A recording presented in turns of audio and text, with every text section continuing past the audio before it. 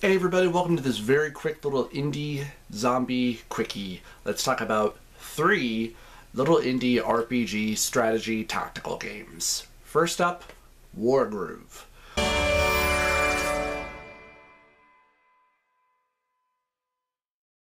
Wargroove is a game that's very much in the style of something like Fire Emblem, where you have a hero and then you can raise armies and capture cities or towns and defend them from enemies, and you have to either kill the enemy champion or destroy their main central city. And as you go along the game, you can unlock new troops such as knights and then catapults and even golems, it seems. I didn't get that far to the point where you can unlock golems. I played this game for probably roughly about 3 hours, and for some behind the scenes stuff, I was having some severe recording problems where evidently my Elgato was becoming disconnected from my laptop. But thankfully I got it fixed, and sure enough, right as the time I got it fixed, the game crashed upon my last time deciding to record it, and by this point I was having so many frustrating problems and just really wasn't having any fun with the game. I think the art style is pretty cute and colorful. There's not a lot of an RPG element to it. There certainly is a good amount of strategy where, depending on the number of little cities that you collect, you can earn a large amount of money during each round, and you can raise new soldiers, but only one at a time. I don't know if you can collect a major number of different cities and start multiplying multiple, different amount of troops from swordsmen, pikemen, archers, knights, dog pups, all of which have different tactical abilities. Like battle pups allow you to see further along the battlefield, which helps with your ballistas, so they can actually see whatever it is that they're targeting, and ballistas can only move or attack. They can't do both. And then heroes have special abilities where the mage hero at one point has an ability where he can cast this immense shield along the battlefield that will protect your fellow soldiers, and the main heroine has an ability where she can heal all nearby heroes, including herself. And you can also heal your troops by going back to various towns and whatnot that you've captured by, of course, spending a little bit of gold to have them heal, and the same thing for heroes as well.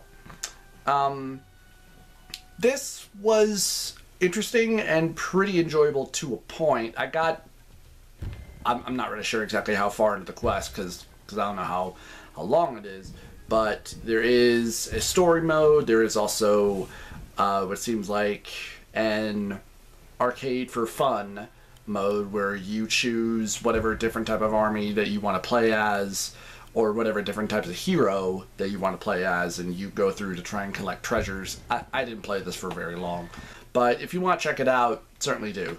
I played this, of course, on the PS4. Actually, all these games I've played on the PS4. So up next, let's talk about Tactics V Obsidian Brigade.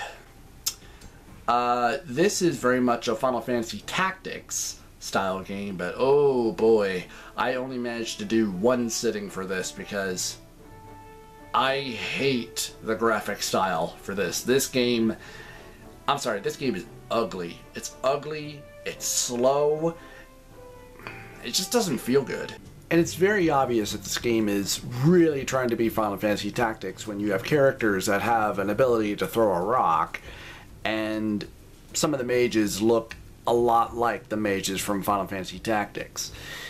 But I don't like the fact that when you get to choose your team, that it's kind of a team that's already assigned, and initiative sets are way off. Like, I had a healer character who got to go twice, and bear in mind, I barely played this for about a half hour, so I was only involved in like 2 battle scenes, one that was a tutorial, and one where you help a mage against a couple of bandits.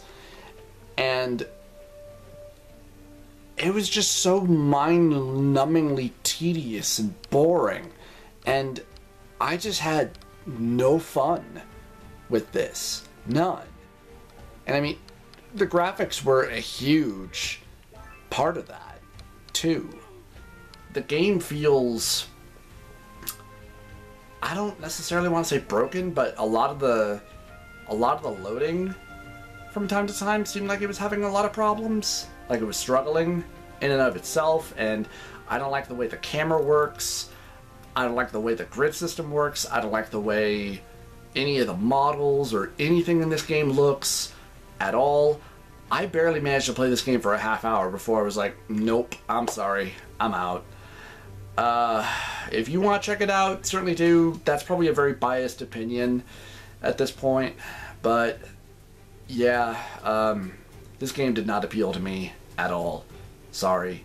Up next, let's talk about Kingdom 2 Crowns. This game is interesting and hard. Not at first, but it becomes hard unless I was doing something wrong. This is a side-scroller game, strategy, semi-tower defense, kind of, in that you are a king or a queen, depending on, you know, which version that you want to play. I feel like they both probably play the same. It's just different semi-racial style, I guess, is kind of the best way I can think to put it. Where you are a monarch from a fallen kingdom, and you've run away to this far distant land and to start your own kingdom.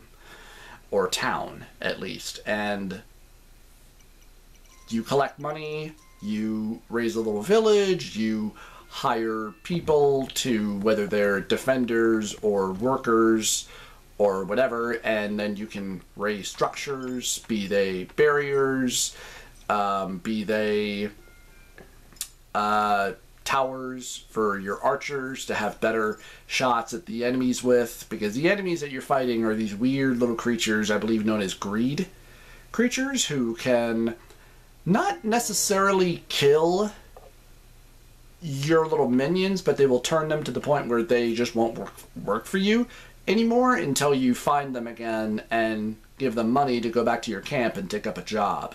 So at least when people die, they don't stay dead or lose whatever.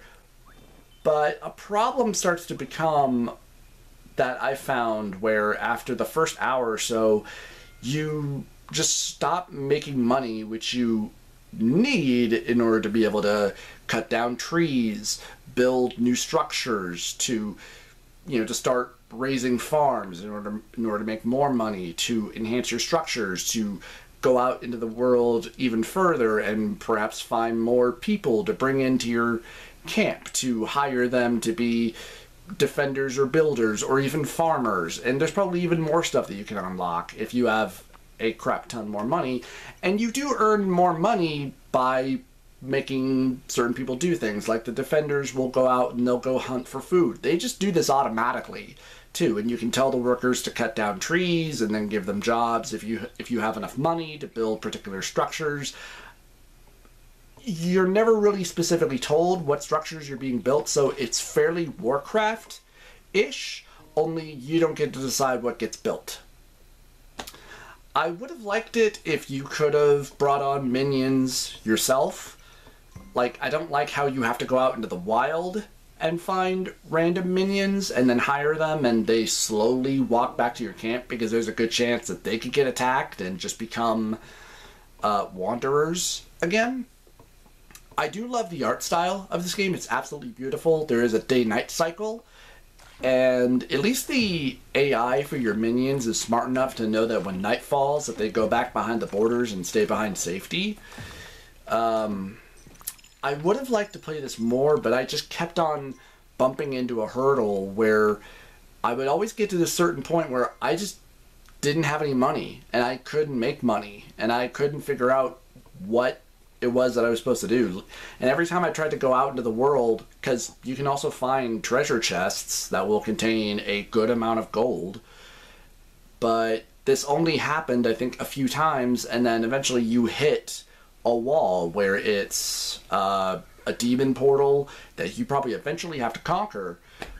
but I find that rather difficult when it seems like that there are no other minions out in the world, and eventually you just stop making money because at one point you have a traveling merchant, I think, who kind of hangs out, you know, near the main entrance of your camp, and who you can pay 1 cent to go out, and he'll come back the next day and give you money. But eventually you lose him, I guess, because he just runs out of stuff to bring back to you.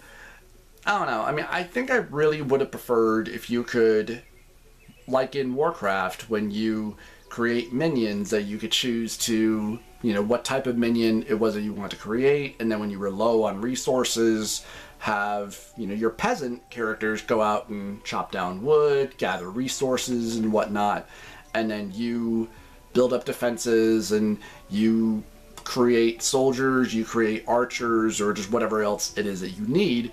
I like the idea for this. I just think that at one point it gets way too goddamn hard. At least for me, it was. And I played this for probably about 4 hours or so. I did restart quite a few times because I kept on hitting that damn roadblock of just not making any more money. But if this intrigues you, check it out. Anyway, let me know what you guys think, and I'll see you next time.